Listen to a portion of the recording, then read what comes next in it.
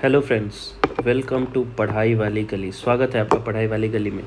ये video part 2 है सी set simplified का। पहले पार्ट में हमने देखे थे 10 से 12 क्वेश्चन जो कि बहुत ही इजी थे और सी सेट 2023 में इजीली सॉल्व किए जा सकते थे। इस वीडियो में हम देखेंगे अराउंड 10 क्वेश्चंस और जो पहला पार्ट का लिंक है वो मैं डिस्क्रिप्शन में डाल दूंगा, इस वीडियो के थंबनेल में भी आएगा। So let's start. So the first question is question number 40 और ये है सेट ए। ठीक है, सेट ए का question number 40। Choose the group which is different from others. इसमें से कौन सा डिफरेंट है? तो ये क्वेश्चन बहुत ही ज़्यादा इजी था, बस देख के किया जा सकता था, जिसका आंसर है डी। डी क्यों है? D is because of this number 91। 91 is a composite number. 91 is a composite number. अब जिनको नहीं पता उन्हें मैं बता दूं, प्राइम नंबर और कंपोजिट नंबर क्या होता है। सो प्राइम नंबर जिनके ओनली 2 फैक्टर्स हो, जिसके सिर्फ 2 फैक्टर हो, और वो कौन कौन से फैक्टर हो? पहला हो 1 और दूसरा हो नंबर इटसेल्फ। नंबर इटसेल्फ जैसे कि नंबर है लेट्स से 5, तो 5 के कौन कौन से फैक्टर होंगे? 5 के फैक्टर होंगे 1 and 5। So 5 is a prime number. Composite number क्या होता है? कंपोजिट नंबर इसका just opposite, having more than 2 factor. Composite number मतलब वैसे नंबर जिनका फैक्टर 2 से ज़्यादा हो, मोर देन 2 फैक्टर्स। जैसे कि 4 के क्या क्या फैक्टर है? 4, 1, 2 and 4। So 4 is a composite number. तो ये सारे क्वेश्चन में आपको देख के पता लग जाना चाहिए कि ये प्राइम नंबर है और कंपोजिट नंबर है, क्योंकि प्राइम नंबर टोटल होते कितने हैं? प्राइम नंबर टोटल होते हैं 1 to 100 में। ये आप याद रखिएगा, आपके लिए मैं लिख दे रहा हूँ ताकि फ्यूचर में आपको काम आए। Total 25 prime numbers. अगर आप चाहें तो इसकी लिस्ट बना सकते हैं, जो कि आपको बाकी क्वेश्चंस में भी हेल्प करेगा। और वो 23 प्राइम नंबर कौन कौन से है वो मैं यहाँ पे लिख देता हूँ, या तो आप इसको बस एक बार रीडिंग भी कर लोगे तो आपको याद रहेगा। वो नंबर है 2, 3, 5, 7, 11, 13, then 17, 19, 23, 29, 31, 37, then 41, 43, 47, 53, 59, 61, 67, 71, then 73, 79, 83, 89 and 97। सो इसको आप चाहें तो नोट कर ले, और आप देखेंगे ये मैंने जितने भी नंबर्स लिखे हैं इसमें से सारे प्राइम नंबर है। 17 यहाँ पे क्वेश्चन में, 37, 47, 97, 17, देन 37, 47, 97। वैसे ही बाकी सारे नंबर प्राइम नंबर्स है एक्सेप्ट 91 जो कि एक कंपोजिट नंबर है। तो ये काफ़ी आसानी से किया जा सकता था। ये आपके 25 प्राइम नंबर्स है, इसको आप प्लीज़ याद रखें। Next question, a principal P becomes Q in 1 year and compounded half yearly with R% annual rate। देखिए, कंपाउंड इंटरेस्ट का सबसे पहले तो आपको फार्मूला पता होना चाहिए। कंपाउंड इंटरेस्ट में ये फार्मूला होता है, amount is equal to P 1 + R/100 to the power n। A क्या है? Amount, P is principal, R is rate of interest and n is your time. ठीक है, तो क्वेश्चन के अकॉर्डिंग और एक छोटा सा कॉन्सेप्ट है, अगर इफ़ रेट ऑफ इंटरेस्ट अगर हाफ हो जाता है R/2 तो टाइम क्या हो जाता है? डबल। ठीक है, ये आपको याद रखना है। अगर रेट ऑफ इंटरेस्ट हाफ होता है तो हम टाइम को डबल कर देते हैं। अब आप इस क्वेश्चन को देखिए, a principal P becomes Q in 1 year. P becomes Q means Q amount है, वैल्यू पुट कीजिए, P 1 + R/, compounded half yearly, so R/2/100 to the R half हो गया, एंड टाइम क्या था? टाइम डबल हो जाएगा, यानी कि 2n। ठीक है। A principal P becomes Q, that is Q is the amount, P is the principal, R is the rate of interest compounded half yearly, तो मैंने इसको R/2 कर दिया इस फॉर्मूला पे बेस्ड बाई 100, और टाइम को मैंने डबल कर दिया। ठीक है। Second, if the same principal becomes Q in 1 year when compounded annually with S% annual rate of interest, कह रहा है अगर P Q हो जाए, that is again amount Q हो P, जब 1 ईयर के लिए, पहले हाफ ईयरली के लिए कर रहे थे 1 प्लस S/100, कह रहा है अगर रेट ऑफ इंटरेस्ट S हो टू द पावर N। ठीक है। Then which of the following is correct. अब आप देखिए Q इज इक्वल टू इतना and Q is equal to इतना। पहला इक्वेशन कैसे बना समझ आ गया। पहले इक्वेशन में हाफ ईयरली था, इसलिए हमने इसको R/2 लिखा और यहाँ पे टाइम को डबल किया। दूसरे इक्वेशन में कंपाउंडेड एनुअली था, इसलिए हमने एज इट इज़ लिख दिया S/100 to the power N। अब इन दोनों इक्वेशन को हम इक्वेट करेंगे जब Q इज इक्वल टू इतना and Q is equal to इतना, इसका मतलब ये दोनों इक्वेशन आपस में बराबर होंगे। तो हम ऐसे लिख सकते हैं P 1 plus R/200 to the power 2N is equal to P 1 plus S/100 to the power N। ठीक है। P और P आपका कैंसिल हो गया, और ये N के लिए हम 1 लिखेंगे क्योंकि यहाँ पे लिखा है हाफ ईयरली और ईयरली, तो हम इसमें अगर इसको ऐसे लिखे 1 plus R/200 to the power N is equal to 1 plus S/100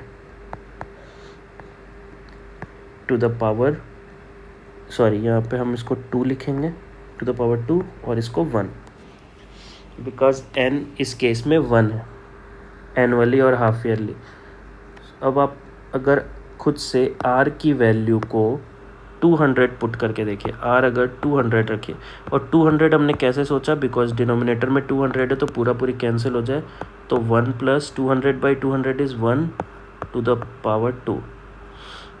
और इसको इक्वेट करने के लिए यहाँ पे हम कितना रखेंगे 1 प्लस 1 स्क्वायर, दैट इज़ 2 का square 4 is equal to 1 plus 3, यानी कि S हमें रखना था 300। समझ आ रहा है। R इज़ 200, S इज़ 300, तभी ये इक्वेशन सेटिस्फाई हो रहा है। सो आप देख सकते हैं S is greater then R।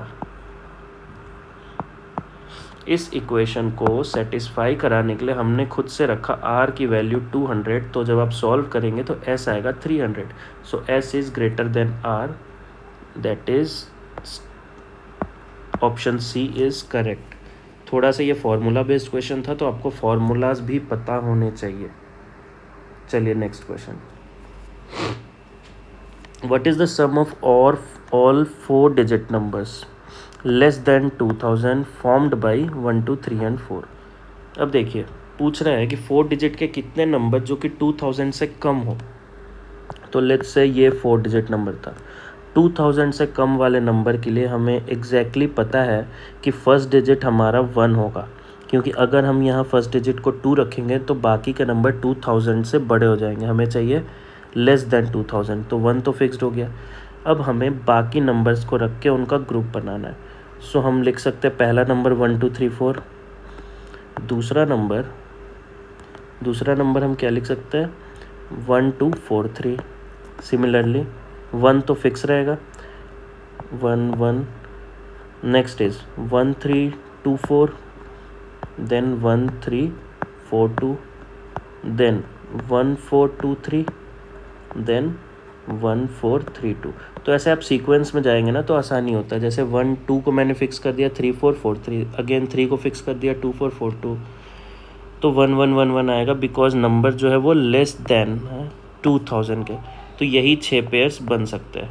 तो इन सब को जब आप ऐड करेंगे तो आपका आंसर जो आएगा वो आएगा A, that is 7998।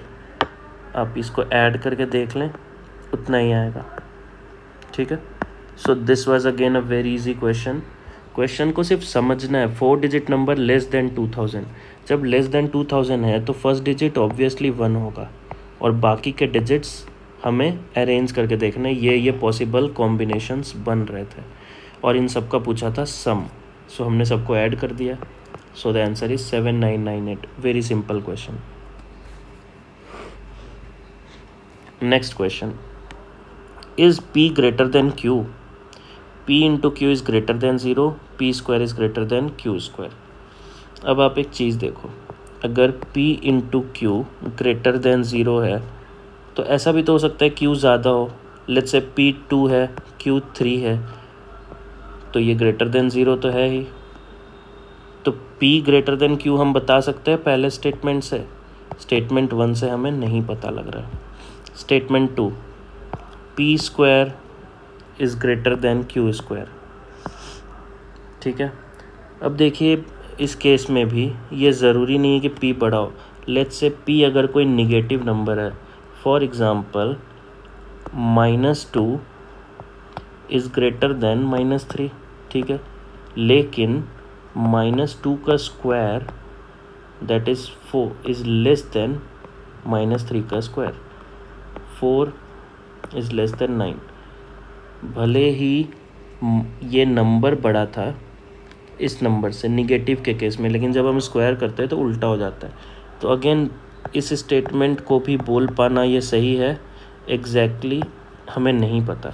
So question can not be answered bye even bye using both statement together. पहला तो आपको समझ आ गया, हो सकता है P into Q is greater then 0, इसका अपोजिट भी ट्रू हो सकता है, तो इससे हम नहीं बता सकते कि P ग्रेटर देन है या नहीं Q के। सेकेंड इज़ P स्क्वायर बड़ा है Q स्क्वायर से, लेकिन अगर P नेगेटिव होता तो P स्क्वायर कम हो जाता Q स्क्वायर से, तो इससे भी हमें नहीं पता लग रहा है। That is why answer is D। 60 question, बहुत ही ईजी क्वेश्चन था। 5 चिल्ड्रंस है A, B, C, D and E, और इनमें any two successive ages differ by 2 years। E सबसे बड़ा है और हर किसी के बीच 2 साल का डिफरेंस है। फॉर एग्ज़ाम्पल ये A है, B A से कितना बड़ा है 2 साल का, तो B के लिए A+2, C के लिए फिर वैसे ही A+, ये इससे 2 साल बड़ा तो A+2+2 that is A+4, this is A+6 and this is A+8। यहाँ तक किसी को कोई डाउट नहीं होना चाहिए। A से हर किसी के बीच 2 साल का डिफरेंस है, 2 साल बड़ा है, सो B इज़ A+2। ये इससे 2 साल का बड़ा है तो इसमें +2+4 हो गया, देन ये इससे 2 साल बड़ा है, ये इससे 2 साल बड़ा।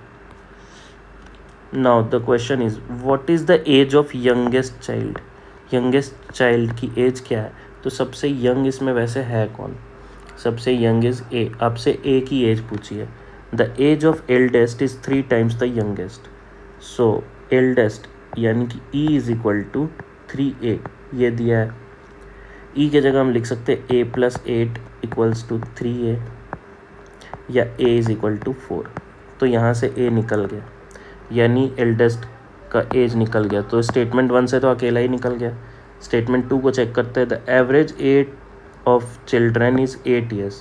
कह रहा है सबकी एवरेज एज जो है वो 8 years है। तो अगेन इसको भी आप सॉल्व कर सकते हैं। A+B+C+D+E/5 is equal to 8 years, ये दिया है। सबको A के टर्म्स में अगर आप चेंज कर देंगे तो A+A+2 plus A+4 plus A+6 plus A+8/5 is equal to 8। तो आप यहाँ से भी सॉल्व करेंगे तो A इज़ इक्वल टू 4 ही आएगा। आप सॉल्व करके देख लेना। तो किसी एक से भी निकल जा रहा है, that means the answer is D। दोनों की ज़रूरत नहीं पड़ रही है, किसी पहले से भी निकल गया, दूसरे से भी निकल गया। The question can not, sorry इसका आंसर D नहीं है, किसी भी एक से निकल जा रहा है। तो हम एक बार ऑप्शंस पढ़ लेते हैं।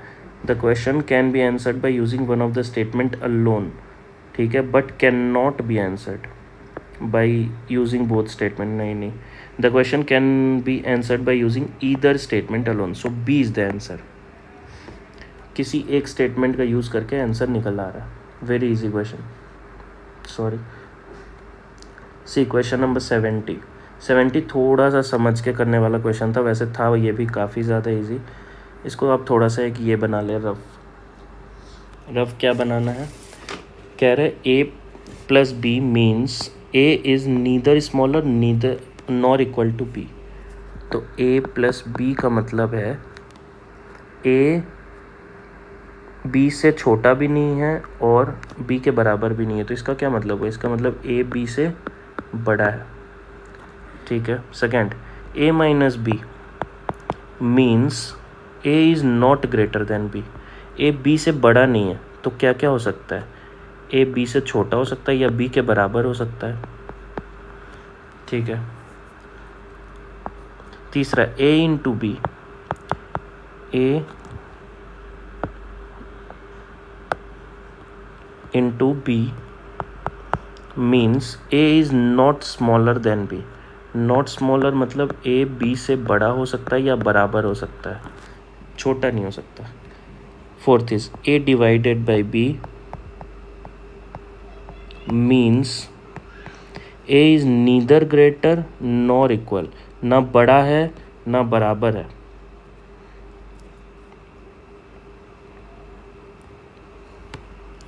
ए बी से ना बड़ा है ना बराबर है। सो कहाँ गया, यस,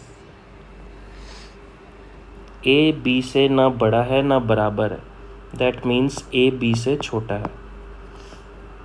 कोई डाउट नहीं होनी चाहिए। ठीक है यहाँ तक। और लास्ट है A plus minus B, A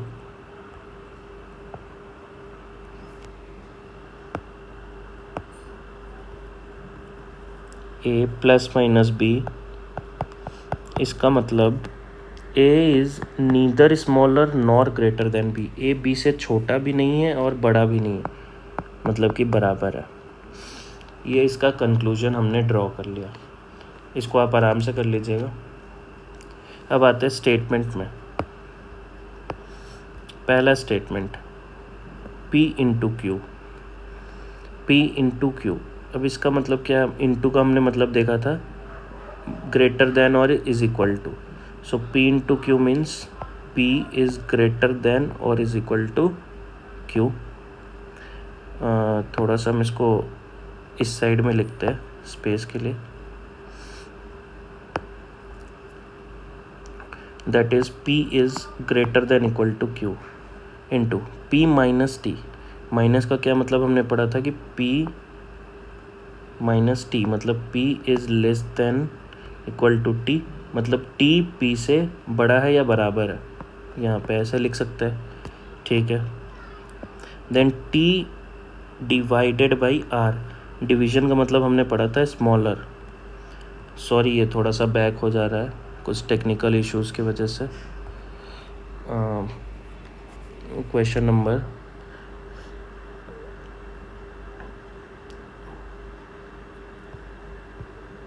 yes, तो तीसरा है T डिवाइडेड बाई R, यानी कि T R से छोटा है, तो इसको भी ऐसे लिख सकते हैं T R से छोटा है। ठीक है। और last is R plus minus S, मतलब कि प्लस माइनस का मतलब होता है बराबर, तो R is equal to S.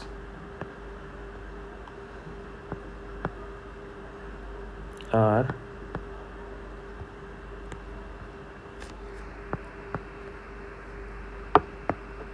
Is equal to S. So ये बन गया हमारे पास इक्वेशन। ठीक है। अब देखते हैं क्वेश्चन क्या कंक्लूजन निकाल रहा है। Q plus minus T, plus minus का मतलब बराबर, क्या Q T के बराबर है? So the answer is no, पहला गलत है। S प्लस क्यू, प्लस का मतलब हमने क्या पढ़ा था, ग्रेटर देन, ग्रेटर देन यहाँ पे, तो S plus Q, S Q से बड़ा है, सही। So conclusion 2 is right.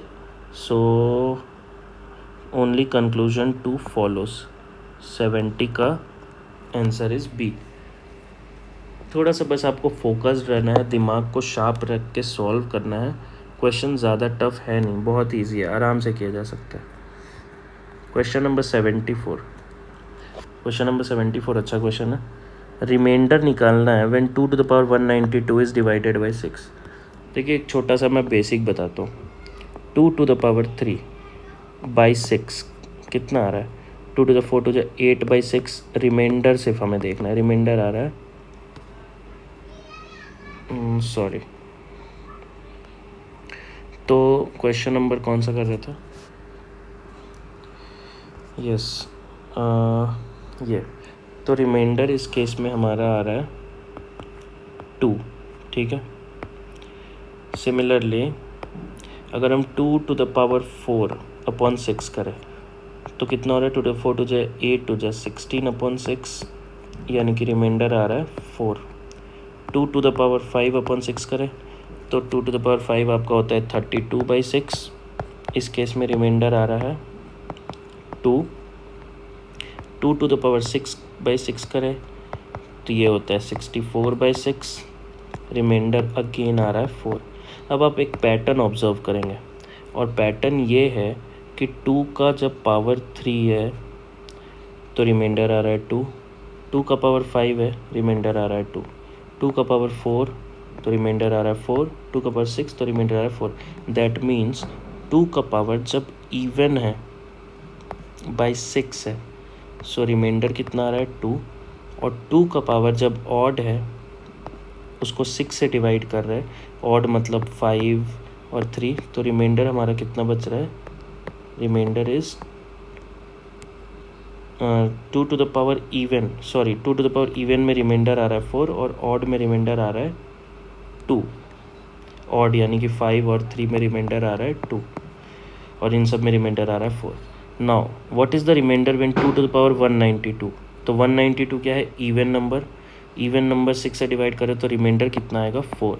सो 74 का the correct answer is D. ठीक है, ओके। ये तो बहुत ही इजी क्वेश्चन था। इसको जब कुछ भी ना समझ में आए तो आप एक बार ऐसे लिख ले, A B C dash dash A B. Sorry आज थोड़ा इनकन्वीनियंस हो रहा है, ये बैक हो जा रहा है, बट नो प्रॉब्लम, हम लोग कंटिन्यू करेंगे। ज़्यादा क्वेश्चन रह नहीं गए और हार्डली 1-2 क्वेश्चन है, तुरंत से अब जल्दी जल्दी इसको कंप्लीट कर लेते हैं। A B C then dash dash A B C dash D A B B C D dash A B C D. देखिए इसको पहले काउंट कर लिया करो अगर आपको कुछ ना समझ आए। 1 2 3 4 5 6 7 8 9 10 11 12 13 14 15 16 17 18 19 20 काउंट करके आप इसको इक्वली डिवाइड कर लीजिए। फॉर एग्जांपल मैंने 5 5 5 ऐसे डिवाइड कर लिया। अब आप खुद देख सकते हैं कि इसमें कौन सा पैटर्न फॉलो कर रहा है। तो total A B C D alphabet के 4 डिजिट तो हमें दिख रहा है, और तो यहाँ पे क्या होगा? A B C D D, ठीक है। अब डी रिपीट हुआ, उसके बाद यहाँ पे सी रिपीट होगा, पहले डी रिपीट देन सी रिपीट, फिर क्या है? बी रिपीट हो रहा है इसमें, और लास्ट वाले में ए रिपीट हो रहा है। तो हमारा आंसर है डी डी सी, ये तो पहले से था A, so the correct option is D. एक पैटर्न ऑब्जर्व करना था, बस सॉल्व। और आज का लास्ट क्वेश्चन, ये बस क्वेश्चन को थोड़ा सा समझना था कि क्वेश्चन पूछना क्या चाह रहा है। तो question is the letter of the word incomprehensibilities are arranged alphabetically in reverse order, how many position of the letters will remain unchanged. तो देखिए पहले मैं ये लेटर लिख देता हूँ, काफ़ी बड़ा है। इन comprehensibilities,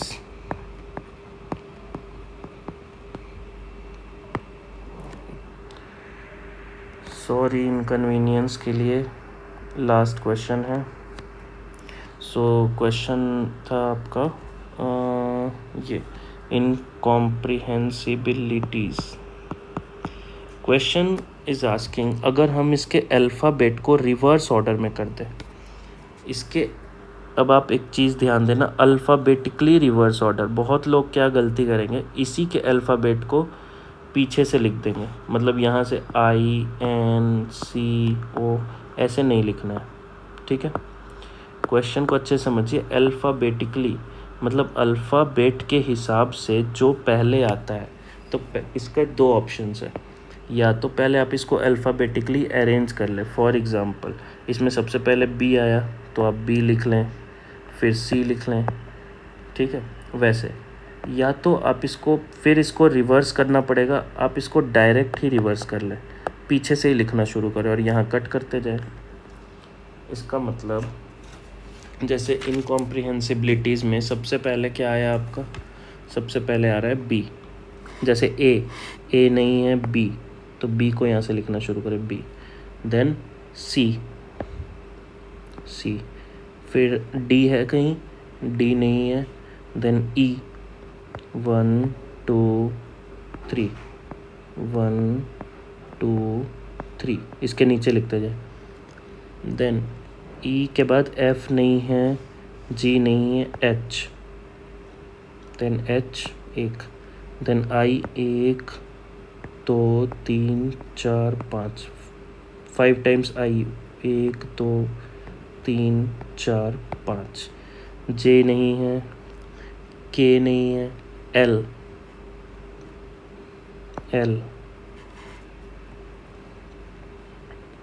I am so sorry, मैं अब इस चीज़ का ध्यान रखूँगा, ये थोड़ा सा प्रॉब्लम आ रही है, बट लास्ट ही क्वेश्चन है। तो हम लोग कहाँ थे, I हो गया था, I, J नहीं है, K L, सो L यहाँ पे हमने लिख दिया। L के बाद क्या आता है, M 1 है, M, देन N 1 2, तो N और N के बाद O, देन P, Q नहीं है, R, देन S 1 2, S के बाद T, बस कंप्लीट हो गया। अब आप क्वेश्चन को समझिए। The latest of the words incomprehensibilities are arranged alphabetically भी हमने अरेंज कर लिया। आप इधर से देखेंगे तो अल्फ़ाबेट के अकॉर्डिंग अरेंज है, ABCD ऐसे बढ़ रहा है इन रिवर्स ऑर्डर। तो इसमें how many position of the letters will remain unchanged, कितने अनचेंज्ड रहे। तो आप यहाँ से अगर ऐसे देखना शुरू करेंगे तो you will get to know कि एक तो हमें ये दिख रहा है I, इसकी पोजीशन चेंज नहीं हुई, एक ये I, इसकी पोजीशन चेंज हुई, मतलब कि ऊपर भी आई नीचे भी आई। सो ऐसे हमें 2 देखने को मिल रहा है। सो 2 means the answer is C 2। समझ में आया, मतलब हमें अल्फ़ाबेटिकली अरेंज करना था। तो अल्फ़ाबेटिकली अगर सिर्फ अल्फ़ाबेटिकली लिखता तो हम सीधे अरेंज करते, यहाँ से B शुरू करते, B C E, but alphabetically reverse में बोला तो फिर हमें रिवर्स आना था, तो हमने इधर से ही शुरू किया B लिखना, और इन दोनों पोजीशन चेंज नहीं हुए। So this is all from my side. इसका पार्ट 1 जो है वो मैं डिस्क्रिप्शन में डाल दूँगा, प्लीज़ गो और आप पार्ट 1 की वीडियोस भी देख लें, ताकि उसमें भी हमने बहुत ही 10-12 इजी क्वेश्चन डिस्कस किए। होप आपको सब कुछ समझ आया हो। अगर कोई भी डाउट हो तो प्लीज़ आप कमेंट सेक्शन में जाके मुझे लिखें और मुझे बताएं कि कौन सा क्वेश्चन आपको समझ में नहीं आया। Thank you so much.